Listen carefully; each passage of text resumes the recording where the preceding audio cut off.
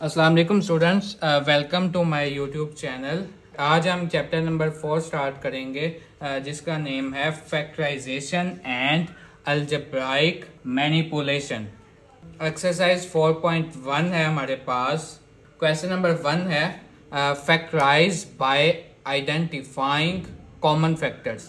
हमने common factors को separate करना है और फैक्टराइजेशन करनी है। फर्स्ट पार्ट है इसका 6x प्लस 12।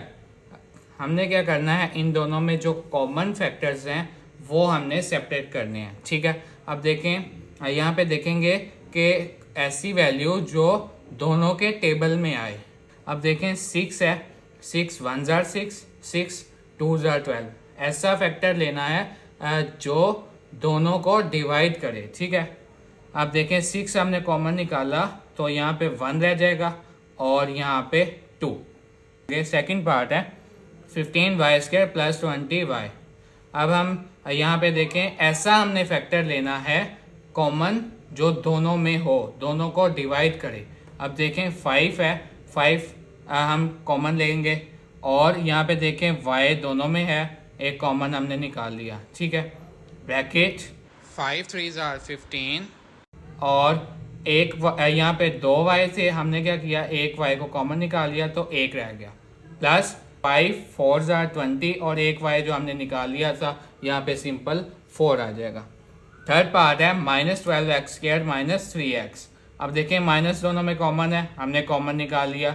अब हमने एक ऐसा फैक्टर लेना है जो दोनों को डिवाइड करे।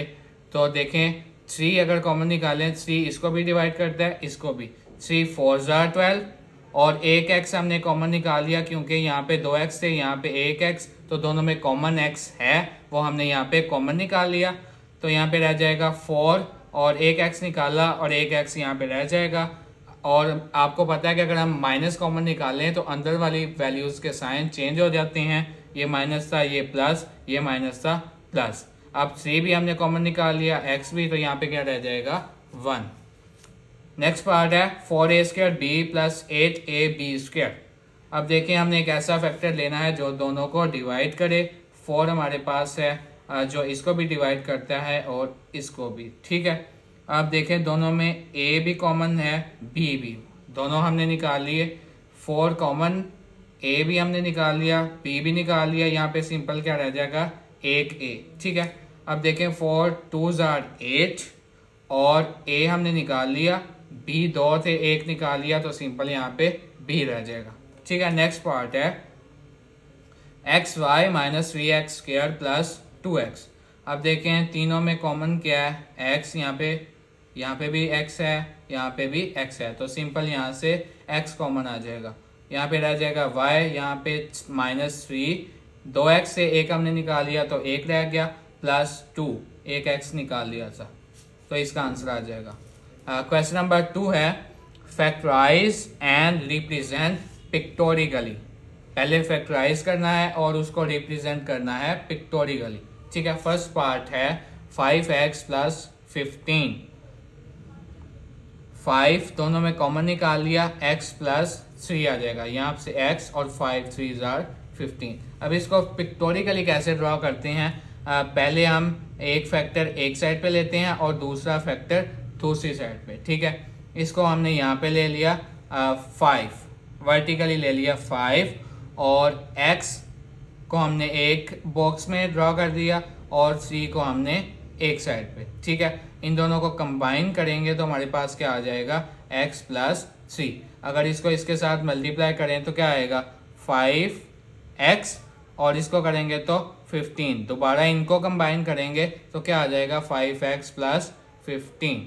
ठीक है, सेकंड पार्ट है x² प्लस 4x प्लस 3। पहले इसको हमने फैक्टराइज करना है, फिर इसको पिक्टोरिकली रिप्रेजेंट करना है।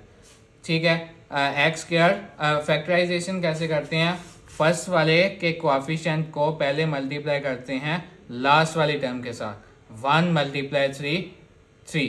ठीक है, अब हमने दो ऐसे फैक्टर्स लेने हैं, इनको मल्टीप्लाई करें तो हमारे पास आंसर 3 आए और प्लस या माइनस करें तो ये वाला आंसर है। ठीक है, 1 × 3 3 है, 3 और 1 को प्लस करें तो 4 आता है, तो हमारे फैक्टर्स क्या होंगे, 3 और 1। X square plus 3x plus x plus 3। इन दोनों में से x कॉमन आ रहा है, यहाँ से कॉमन निकाला, 2x थे, एक रह गया, यहाँ पे एक था तो वो कॉमन निकालिया, सिंपल क्या आ जाएगा 3, प्लस यहाँ से 1 इन दोनों में से कॉमन निकाला तो x प्लस 3 आ गया। अब एक दफ़ा इसको लिख लिया x प्लस 1 और एक दफ़ा ये दोनों में जो कॉमन है x प्लस 3। ठीक है, अब इसको पिक्टोरिकली कैसे ड्रॉ करेंगे, एक फैक्टर को वर्टिकली हमने ले लिया, एक को हॉरिजेंटल। ठीक है, अब देखें ये दो वैल्यूज़ हैं तो हमने इसके लिए दो बॉक्स x और एक प्लस 1, इनको कंबाइन करें तो x प्लस 1। अब एक फैक्टर हमने लिया x प्लस 3, एक बॉक्स x के लिए, एक प्लस 3 के लिए, दोनों को कंबाइन करेंगे तो x प्लस 3 आ जाएगा।